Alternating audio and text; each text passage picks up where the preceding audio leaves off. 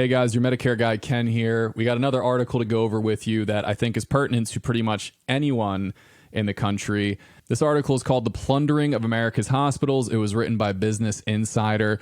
It talks about how private equity and different investment groups have gone into hospital systems, in many cases rural or low-income areas, and really caused staffing issues, and how they've started to close these hospitals in a lot of cases in order to make some money. So this is really sad. This is also really scary. So I think everybody should be aware of this so we can hopefully turn the tide and go against it. So once again, this is the plundering of America's hospitals. When hospitals sold off their land, investors got rich. Patients paid the price. Let's dive in together. In community after community, the hospitals keep closing. In 2018, it was Northside Regional Medical Center in Youngstown, Ohio. In 2019, it was Ohio Valley Medical Center in Wheeling, West Virginia, along with East Ohio Regional Hospital across the river in Martins Ferry, Ohio. That November, St. Luke's Medical Center, which had treated patients in Phoenix for more than a century, shut its doors. So I lived in Ohio for 7 years. I went to Ohio State. These areas are all very rural, very small town. Wheeling, West Virginia is like the last rest stop basically before you go into Ohio. That's how I know it from when I would make the drive from New Jersey to Ohio. East Ohio is Appalachia. Tends to be very rural, very, an underserved community. Youngstown, also a small city, nothing too crazy. I'd say it's like a mid-sized city. But yeah, we're seeing that areas that are rural, probably less densely populated, are having issues keeping these hospitals open. In 2020, as the pandemic hit, it was one in Massachusetts and another in West Virginia, followed by 4 more in California, Pennsylvania, and Texas over the next 3 years. Other hospitals are teetering on the brink. In 2022, Conglomerates Medical Center in Pennsylvania announced it was ending OB/GYN deliveries, leaving some others to travel almost an hour to give birth. Last year, Glenwood Regional Medical Center in Louisiana was ordered by the state to turn away patients because of inadequate supplies and staffing levels. Nasa Medical Center is like center of Pennsylvania. There doesn't appear to be a lot going on there. It seemed to be very close to like State College. Yeah, if you're living in these more rural, less densely populated areas, you're running out of options for certain services. If you want to have a baby, you shouldn't have to drive an hour to go to a hospital. This is crazy. So we're hammering this home. Less densely populated areas are running into issues keeping the doctors and hospitals in care that they need. In addition to their financial struggles, all of the hospitals shared 3 things in common. They all served low-income communities that suffered from a lack of access to healthcare. They were all owned at various points by for-profit investors, including leading private equity firms like Cerberus, Leonard Green, and Apollo. And in a move that stripped the hospitals of one of their prime assets, the owners had sold the land beneath the facilities to a little-known real estate investor called Medical Properties Trust. MPT, which has purchased some $16 billion of hospital real estate over the past 2 decades, now bills itself as one of the world's largest owners of hospital beds. What could go wrong, right? We're looking at a very vulture-esque situation where these private equity groups are buying these hospitals that are already struggling, they're stripping them for parts, and then they're selling them to a real estate company that now has access to these hospital beds. So what really should be a public service is now getting privatized in a very negative way. I don't have anything necessarily inherently against privatization, but this is a very bad version of it, where, it's really just about the dollar. It's not about what is actually best for the patients. For many of the hospitals, the deals proved disastrous. Once the real estate was sold to MPT, they were forced to pay rent on what had always been their own property. That added to the massive debt burdens already placed on the hospitals by their for-profit owners, deepening their financial woes. It also deprived Americans of desperately needed health care and put lives at risk, all while enriching some of the world's wealthiest investors. Most people don't know hospitals already struggle, even when everything is going according to plan. It's tough to find staffing. It's tough to keep things going.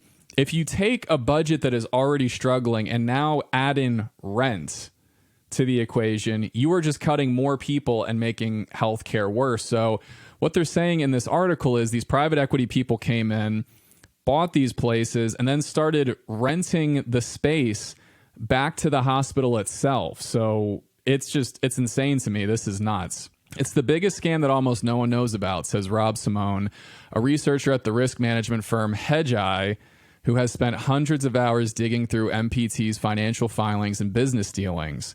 Writ large, MPT's hospital investments represent a breathtaking scheme that has decimated healthcare in communities across America.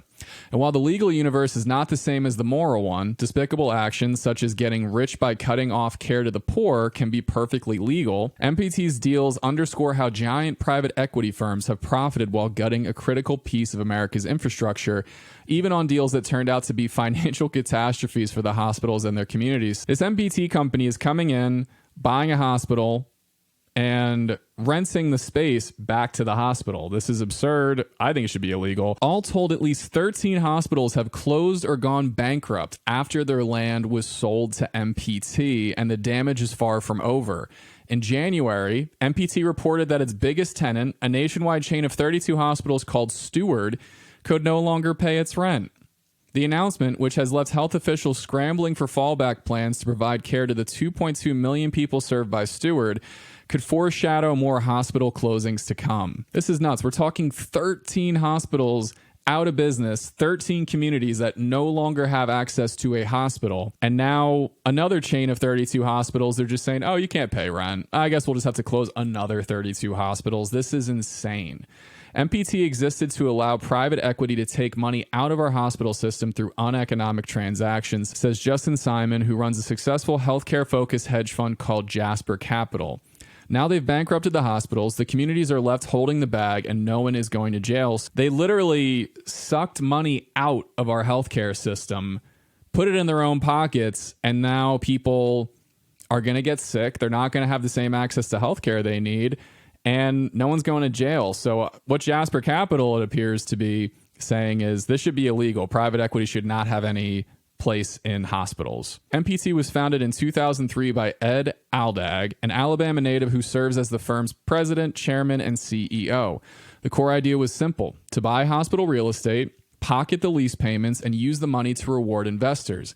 By law, real estate investment trusts like MPT must pay 90% of their taxable income to shareholders. So this is like straight shot from the pockets of a hospital to a shareholder. They're not even building anything up. It's just right on through. Over the past few decades, plenty of private equity firms have engaged in a similar form of financial engineering called sale leasebacks with hotels and retailers.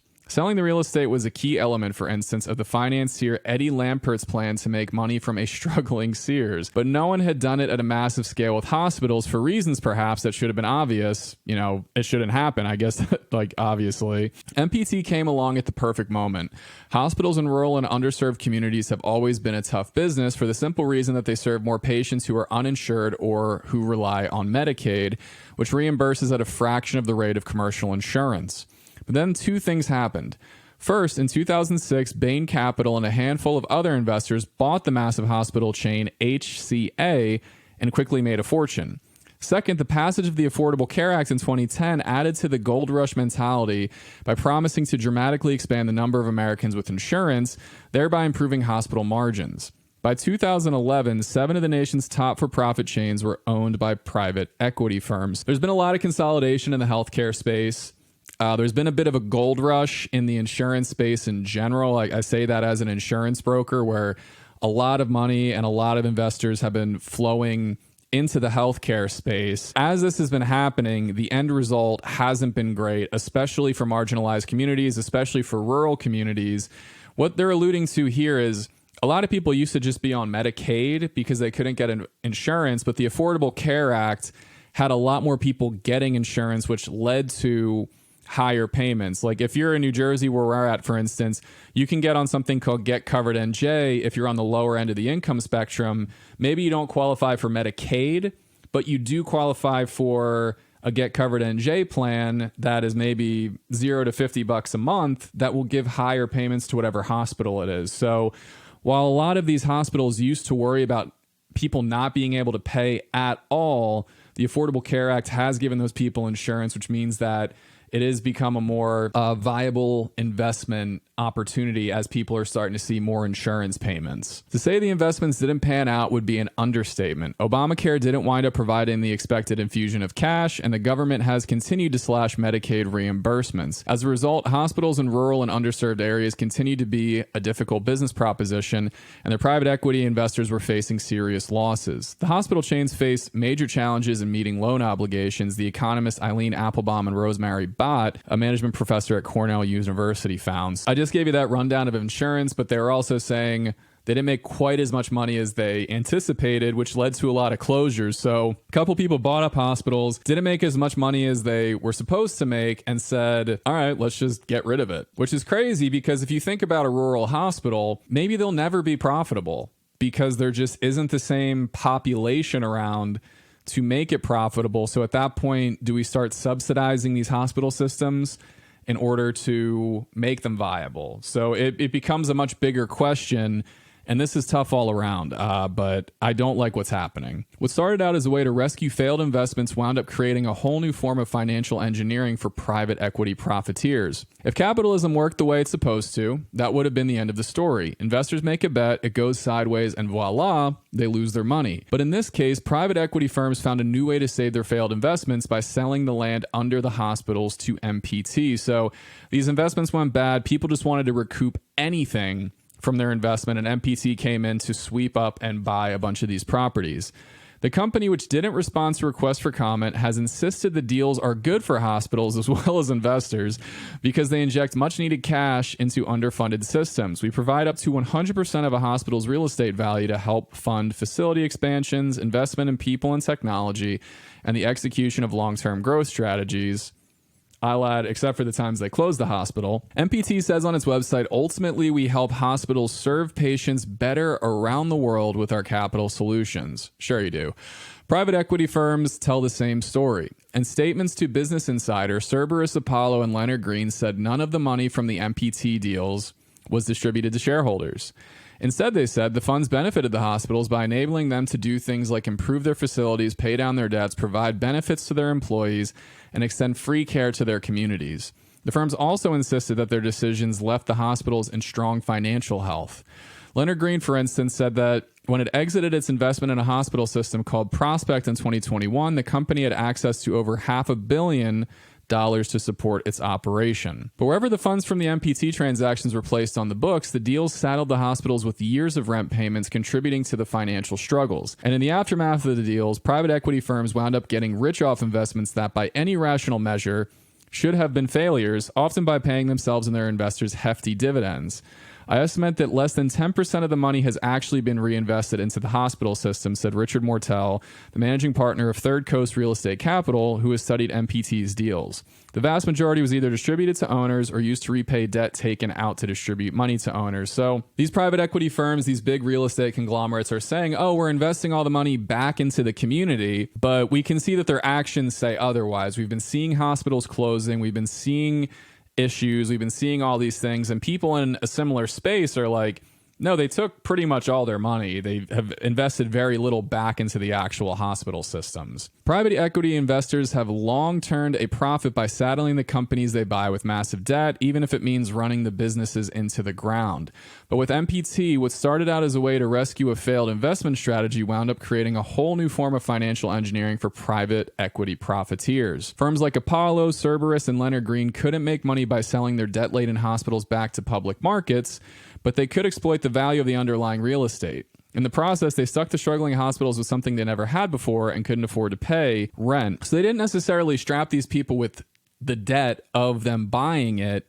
What they did do is put rent onto these hospitals that in many cases they couldn't pay, which forced them to have a lot of issues when it came to budgets and staffing and everything like that. MPT's biggest deals have been with Cerberus, the secretive financial colossus run by Steven Feinberg, a billionaire whose investment in gun companies have been the subject of much controversy. It all began in 2010 when Cerberus acquired a struggling nonprofit hospital system and rebranded it as for-profit Steward Healthcare. I think we mentioned that earlier, the 32 hospitals under Steward. Steward's CEO, a charismatic doctor named Ralph De La Torre, talked a big game about fixing healthcare in marginalized communities. In announcing the deal, Cerberus assured the Boston Globe that it was a big win for the hardworking communities of Greater Boston. State regulators were suspicious of the deal. In return for state approval, Stewart promised it wouldn't add any debt to the hospitals for the purpose of paying Cerberus a dividend or distribution for 3 years. As it turned out, regulators weren't suspicious enough. They didn't foresee MPTs. A lot of times in private equity, what these companies do is buy a company and then take the debt that they were using to buy the company and put it into the company itself. So they kind of get the debt off their books.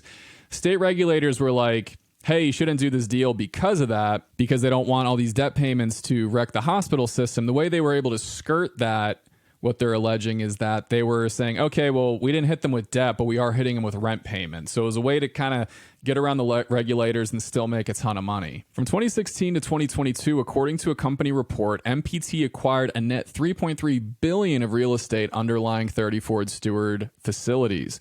MPT then leased the real estate back to Steward. The deal was done to give Cerberus some liquidity and recover the original investment, according to the announcement at the time. Steward now has an annual rent burden of almost $400 million, Jesus Christ, according to Simone, the vast majority of which goes to MPT. In the process, Steward became MPT's largest tenant, at one point accounting for as much as 30% of its annual revenues. Looks like Steward and MPT worked together to start siphoning some money away from Steward into MPT.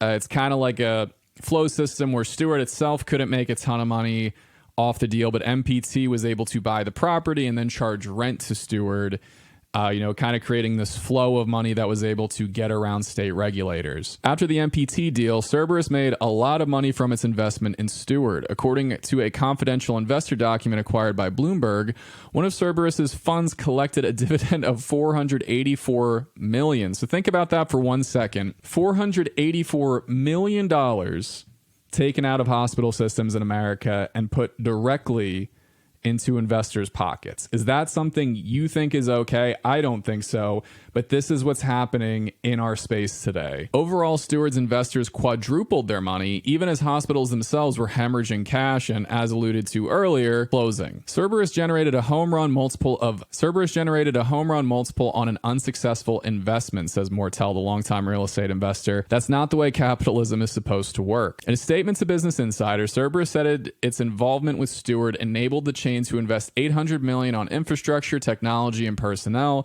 transforming its failing hospitals into a world-class accountable care organization. We actually talked about accountable care organizations in another video, and we're not a fan of those either. In fact, accountable care organizations have been heavily accused of fraud. There's another video I'll link below where we talk about an ACO getting linked to a lot of fraud in a lawsuit that just came out. We've also seen accountable care organizations really dilute and make Medicare worse in certain areas where accountable care organizations have taken over. So when you're on original Medicare, there are very little issues in terms of pushback from Medicare. There's very little in the way of referrals or prior authorizations, or in some cases, none. These ACOs in certain areas, particularly like North Carolina, Georgia, some like Southeast states where they really have a lot of power, have been able to add referrals and prior authorizations to original Medicare, which delays people's care. This is one of the reasons people don't like Medicare Advantage, because there's a lot more pushback from insurance companies. And it wasn't supposed to be the case with Medicare, but these ACOs have started to force the issue, which is very, very concerning for our clients in the Southeast. But Steward didn't exactly thrive after its purchase by Cerberus. One after another, many of the chain's hospitals have either closed or been forced to cut services. During the pandemic, Easton Hospital in Pennsylvania received a last-minute bailout from the state after Steward threatened to close it. Another case of privatizing profits and, making the losses public. Basically, Steward took money out of a hospital system. The taxpayers had to make up the difference. Local leaders were incensed. It's hard to believe that Easton Hospital could have sat vacant in the coming months, shedding 700 jobs in the process, as the rest of the Lehigh Valley scurried to free up every room, ventilator, and medical staffer to try to save lives, fumed the local newspaper's editorial board. What's more, Steward has been sued by a handful of vendors for leaving what appears to be a trail of unpaid bills. In January, at St. Elizabeth's Medical Center in Boston, a new mother bled to death after a device that could have saved her life had been repossessed by creditors because Stewart had failed to pay the bill. Jesus, dude. Now, the hospital chain's looming collapse could endanger even more lives, most of them in poor communities. The burden of Stewart Hospital closures, a letter signed by the state's entire congressional delegation warned, would be borne primarily by the Massachusetts residents who already experienced the greatest challenges accessing health care. The delegation has asked Cerberus to provide details of its investment in Stewart, including how much money it extracted from the chain. The net result of these transactions, the delegation wrote, appears to be an unfolding tragedy.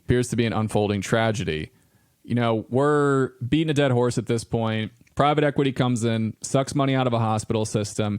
People get worse care. What may be lost on this, because I know a lot of people are very pro-business and anti-regulation, this is leading to, in some cases, people literally dying. I don't think people understand the gravitas of what that means. People are profiting off deaths in healthcare. That is the goal, to take as much money out while not really caring if people die in the process. Investors at Cerberus, meanwhile, aren't the only ones who scored a home run by inflicting financial pain on Stewart.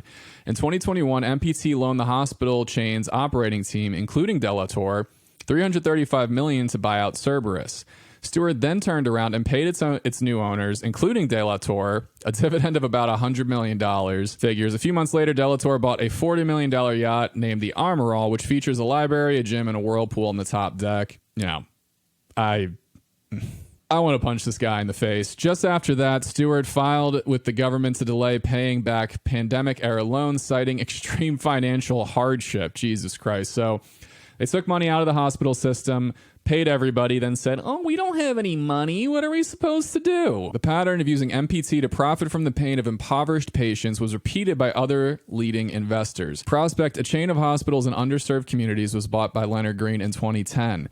It turned out to be a bad investment. According to the private equity stakeholder project, a research and advocacy group, Prospect lost over $600 million between 2015 and 2020. Then in 2019, Leonard Green sold $1.5 billion of Prospect's real estate to MPT. In a statement to Business Insider, Leonard Green said its ownership of the hospital chain enabled Prospect to invest approximately $750 million in its hospitals, provide $900 million in free care, contribute $170 million to local taxes, and fund $300 million to employee pensions and 401ks. But after Leonard Green sold off Prospect's real estate, the hospitals continued to struggle. Ambulances were unable to fuel up because their credit cards had been cut off. Elevators stopped working. 6 elderly psychiatric patients with COVID-19 died due to poor infection control. Yet the ownership group led by Leonard Green and the stakeholder project found was somehow able to extract $658 million in dividends and other fees from the struggling hospital chains. Prospect is now attempting to sell 3 of its hospitals in Connecticut to Yale New Haven Health System, but the deal may fall through because of Prospect's mounting debt and unpaid bills. If Yale doesn't acquire the hospitals, they will most likely go bankrupt. God, this article is depressing. Then there are deals that MPT has done with Apollo. In 2015, the private equity giant bought its first hospital system and embarked on what's known as a roll-up strategy, a popular play in which investors make a company bigger, though not necessarily better, by continuing to acquire businesses. The Apollo-backed business purchased several more healthcare companies and sold some of the underlying real estate, $700 million to MPT. So here's the pattern. We're beating a dead horse at this point. Private equity buys a hospital system, becomes a losing investment for them. They sell it to MPT at a premium. They're able to make a lot of money off the sale, not only recoup their initial investment in most cases, but turn a profit, which then goes directly to shareholders. But then MPT makes money by, instead of saddling these hospitals with debt, by simply charging them exorbitant amounts of rent. So this is what's happening. This is the issue, and this should, I imagine, be made illegal. A statement to Business Insider, Apollo referred all questions about the deal to its hospital company as if it had nothing to do with the deals. But Aldag, the MPT founder and CEO, has boasted that the transactions were brokered directly with Apollo. They pretty much gave us their entire portfolio and said, here, pick what you'd like to have for this particular price. Aldag told investors in a conference call explaining the deal. Today, Apollo owns some 220 hospitals across 36 states. After Apollo sold off their real estate, the hospitals continued to suffer. According to their financial statements, capital expenditures were less than depreciation in the years after the sale-leaseback deals with MPT, which means the asset base was being eroded, not increased. Apollo's hospital profiteering has resulted in dangerous conditions, closures, and reduced access to services and declining quality, concluded Eileen O'Grady, a senior researcher at the private equity stakeholder project. Hospitals in one Apollo hospital chain, LifePoint Health, rank among the worst in their states, and Moody's has downgraded the company's debt to reflect the company's elevated financial leverage. Patients and communities once again paid the price for private equity's investment model. All right, guys, I know this has been a longer video. We got a couple more things to go over. While the real estate deals with MPT have provided private equity firms with a huge financial windfall, they've posed a problem for MPT itself. The more hospital real estate that MPT buys, the more money it makes in rent payments from the hospitals. But because its deals place huge financial stress on the hospitals, MPT is essentially operating as a landlord that is driving its own tenants out of business. Now, as hospital chains across the country find themselves unable to pay rent, MPT is facing financial problems of its own. In 2020, its stock hit $24. Today, it's under $4. That doesn't mean that MPT's leaders didn't get rich off its hospital deals. Top executives, including Aldag, received hefty bonuses based in part of the dollar volume of transactions they did, meaning the more hospitals they drove into debt, the better. Never mind that, as Simone found, MPT apparently used accounting assumptions that overinflated the lease payments it could realistically expect to receive from troubled hospital systems. From 2019 to 2020, according to SEC filings, MPT's top 3 executives were paid some $125 million in cash and equity grants. They got rich in short by making hospitals poor. Again, siphon money out of a hospital system, paid themselves a ton of money. If MPT goes bankrupt, they've already made a ton of money, so they don't really need to think long term. In December, Congress announced a bipartisan investigation into private equity's influence in healthcare. MPT was included on the list of companies that received subpoenas. Senator Chuck Grassley, the ranking Republican on the Senate Budget Committee, has asked Apollo and Leonard Green to submit details about his deals with MPT, among other things. The Massachusetts congressional delegation is asking Cerberus to account for what happened at Steward. The fundamental question is, where did all the money go? Into the pockets of shareholders, duh. If Congress does its job and follows the money, it may find itself confronting one of the biggest financial heists in American history, one that transferred billions of dollars from needy patients to greedy investors. Lawmakers aren't empowered to get any of that money back, but they can at least make MPT and its private equity partners account for what they got away with. So this feels like they've already made the money. How do we stop this from happening in the future? How do we break up these conglomerates? How do we get private equity money out of the healthcare space? Because it has been decimating communities. It's been decimating people. There are a lot of cases of actual death that have happened due to negligence, due to short staffing. So what do you guys think about this? What do you think about private equity coming in and, really decimating these hospital systems, especially rural areas? Let us know what you think in the comments below. And if you find any other news articles you want us to go over, let us know as well, because this stuff is pretty harrowing and quite sad, to be honest. I'm very hopeful that more regulations come out and stop consolidation of hospitals, stop real estate brokers from buying up hospitals, and, really giving the people back the health care they need.